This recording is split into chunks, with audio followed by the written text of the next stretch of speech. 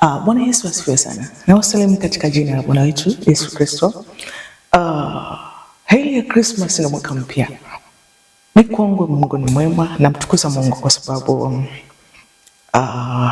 niko hai na naendelea kumtumikia Mungu kwa neema yake. Sasa leo nataka nirudi kidogo mwaka 2025 kwa sababu na maswali ambayo watu wameniuliza sana. Nitaongea kidogo kwa sababu ya watu ambao wananitazama, kwa sababu ya watumishi wenzangu, kwa sababu ya kutiana moyo kwenye kazi ya Mungu. Okay, by the way, mimi nakutana na watu wengi sehemu tofauti. Sasa hapo juzi nilikutana na watu fulani nchi fulani. Waliniona wakaanza kuniuliza maswali mengi sana. Priska huko na Messi huko. Inakuaje? Yaani inakuaje? Mbona useme? Kwa nini niseme? Lakini nikaona kumbe kuna faida ya watu ambao unawahudumia au watumishi wenzako ambao wanakutazama na kukufuatilia, kujua ingawa sio kwa undani sana, lakini kujua kwamba mtumishi anayetuhudumia au tunayemsikiliza sasa yuko hatua au mahali fulani au hivyo. Lakini mimi nimeumbwa ni mtu ambaye sio mtu wa kuongea maisha yangu ya ndani kabisa, hasa ya uhalisia. Na hii imekuwa ikiwakosti watu wengi sana. Unapotoka na mtu kwenda mahali fulani au na watu fulani, kuna watu wanapenda kukuchokonyoa.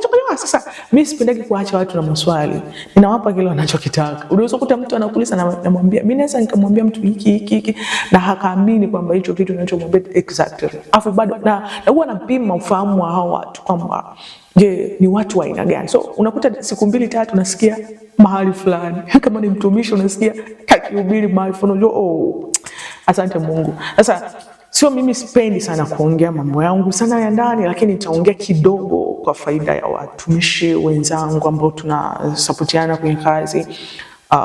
Wana maswali mengi sana juu yangu, hasa kwa huduma. But mimi niseme namshukuru Mungu kwa ajili ya mwaka 2025, na sio tu mwaka 2025, tangu mwaka 2022 au 23. Mungu amekuwa akinipigania kwa namna tofauti sana, na Mungu amekuwa akinitoa katika nchi nyingi sana. But mpaka sasa nimetoka nchi za Afrika kama 12 ambapo nimetoka, na hii ni siri yangu na watu wangu wa karibu ambao wananifahamu na kuwa pamoja na mimi, wanaelewa movement za kazi ambao niko nafanya, na namshukuru Mungu sana. Na watu wengi sana wamekuwa pamoja na mimi. Siwezi kuwataja majina, lakini Mungu hawabariki huko waliko na awatendee mambo makubwa kwa maisha yao. So ikitokea fursa, wanakuwa kwanza kuniambia, Priska, hii fursa usiache, nenda mahali fulani, wanakuhitaji sana, usikose kwenda. Hata kama uko busy, achana na hizo mambo, nenda kwanza. So napoenda kule, basi namuona Mungu akinitendea, na namuona Mungu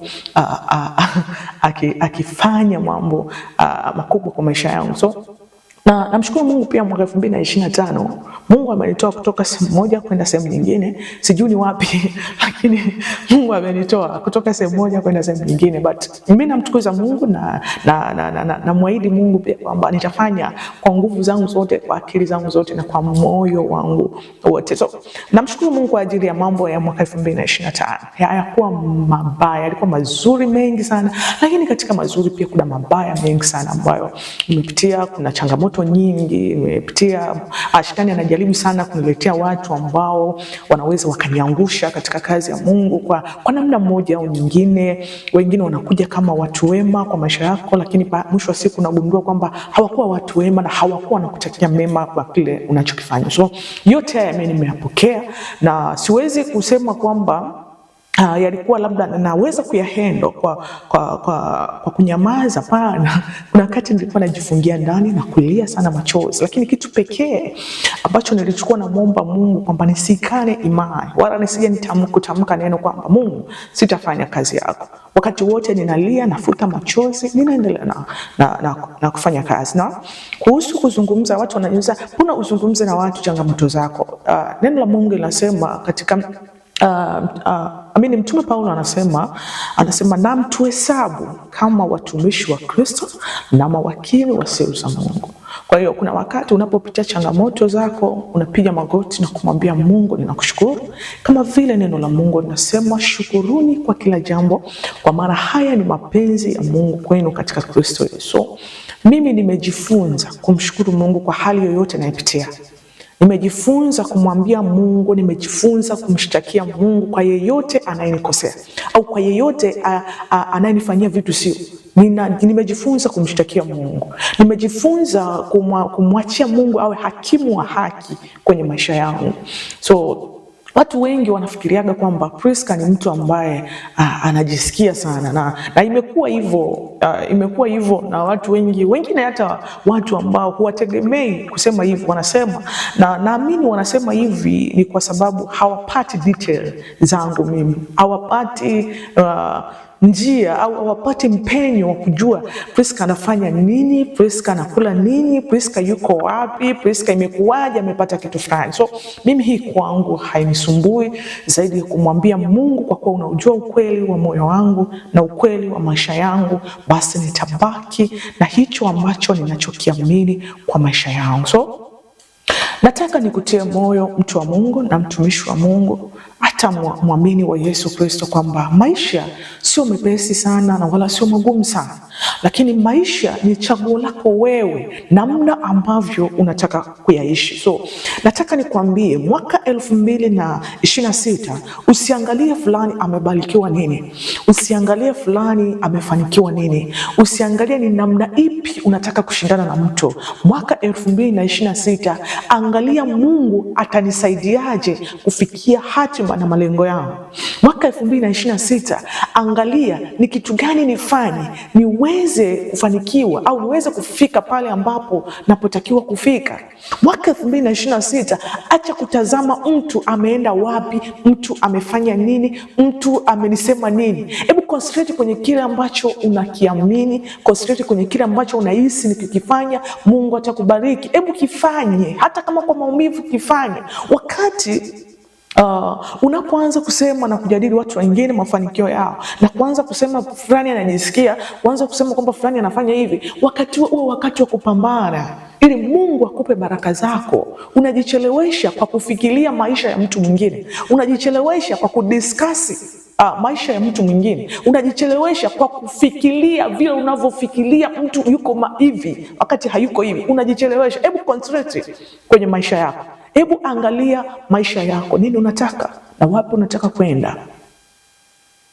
So ndio nasema maisha sio magumu sana na sio rahisi sana, lakini nategemea na wewe umejichagua kuishi maisha gani. Mimi binafsi nimechagua kuishi kwamba as long as niko na Mungu, basi kama Mungu atanibariki nasema Mungu asante, hata asiponibariki namwambia Mungu asante.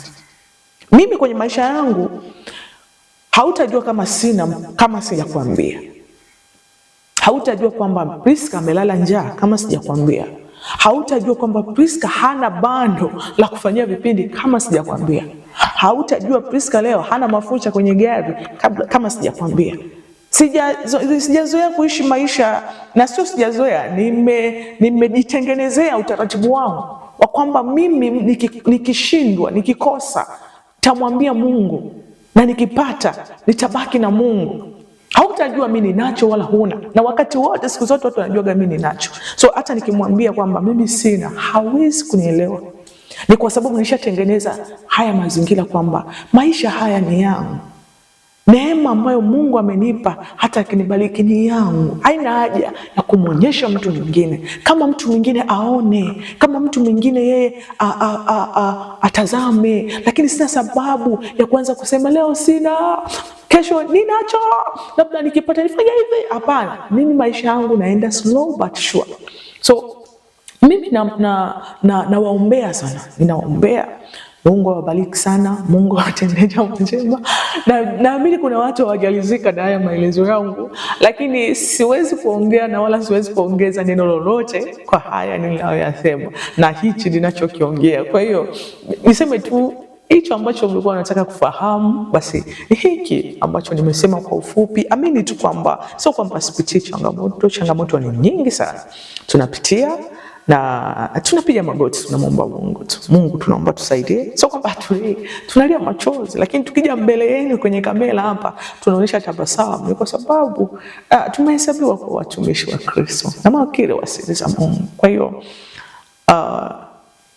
niwatakia mwaka mpya mwema, mafanikio na baraka. Tuko pamoja na nazidi kuombea Mungu awapiganie, awasaidie pale yale ambayo mmeomba mwaka 2026 yatokee, basi kwa neema ya Mungu yatatokea. Usikate tamaa wala usigive up kwa jambo lolote ambalo unapitia. Mungu wetu ni mwema sana. Mungu wetu ni mkuu sana. Cha msingi ni wewe kuconcentrate na malengo yako. Huu mwaka kaa tafakari kwamba nataka kufanya nini.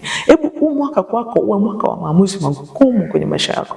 Usiangalie kwamba mwaka jana nilishindwa, usiangalie kwamba nitafanyaje, usiangalie watu watasema nini. Cha msingi wewe ni kufanya kile ambacho unaona sahihi kwenye maisha yako. Kuna watu wanaogopa kufanya maamuzi kwa sababu hawana kitu kwenye mfuko wao. Sikiza, kuna wakati unapofanya maamuzi magumu kwenye maisha yako ya kufanya kitu fulani ambacho wewe unahisi kile kitu ni kigumu sana kulingana na uchumi ambao uko nao, lakini wakati utakapoanza kufanya maamuzi ndipo Mungu atakapoweka baraka zake kwenye maisha yako. So kuna vitu vingine haviwezi kufunguka mpaka ufanye maamuzi magumu. Kuna vitu vingine haviwezi kuwezekana mpaka ufanye maamuzi magumu ya kufanya kitu ambacho hakiwezekani.